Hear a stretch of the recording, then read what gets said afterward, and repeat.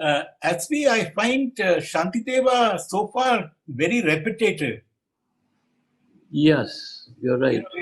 In terms of substance, we are not moving ahead very much. I think the first three chapters, that would be a valid comment. Later on, when he takes up each paramita or each virtue separately, each attribute of bodhicitta, like patience and vigilance and meditation, I think then you will find that it is moving a bit and putting in some insight. These first three chapters, I said, I think are rooted more in the sort of Nalanda tradition, culture, and more translated also, I think, in the context of Tibetan Buddhism. Because the commentary is definitely by the Tibetan teacher. And one wonders what sort of commentary there would be if the translation of Shantideva was done by any, say, Theravada monk or something like that. I don't know. And of course, Stephen Batchelor was also a Tibetan monk when he translated this. He's I think, Scottish or British, but uh, I don't think he also translated from the Tibetan Buddhist perspective.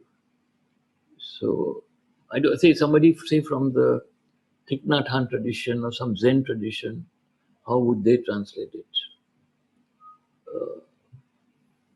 Yeah, so I guess I would have to admit that you're right. But repetition again is a sort of a style in most of the sutras, as I was mentioning at one point.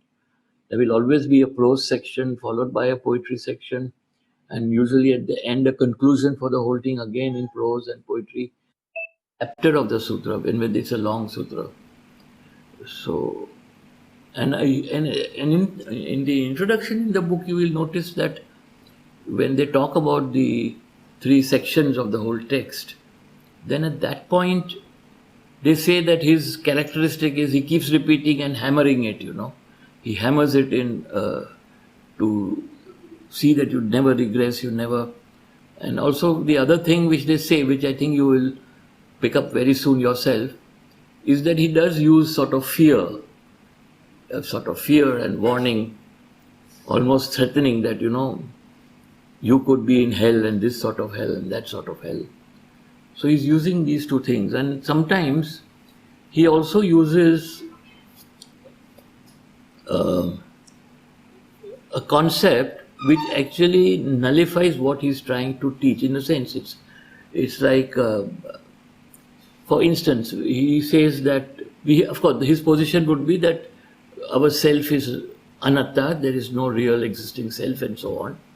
And yet he talks about, I will battle with these afflictions till they are totally destroyed, almost a warlike metaphor, And then you wonder, you say, oh, but why is he emphasizing the self so much?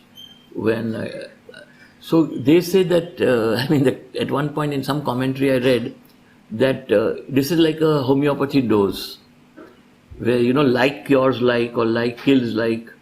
So to a homeopathic medicine would give you the same symptoms as the disease that you're trying to fight.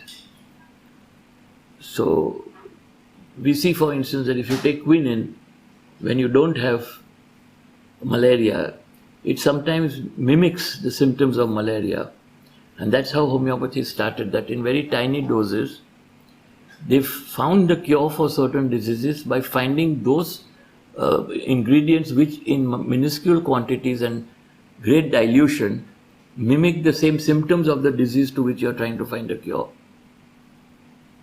Like cures like, that sort of thing.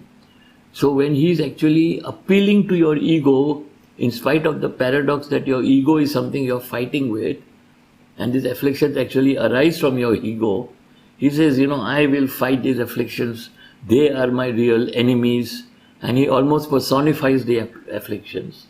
So this is a third sort of characteristic of his text, which you may notice very soon when we go deeper, go further.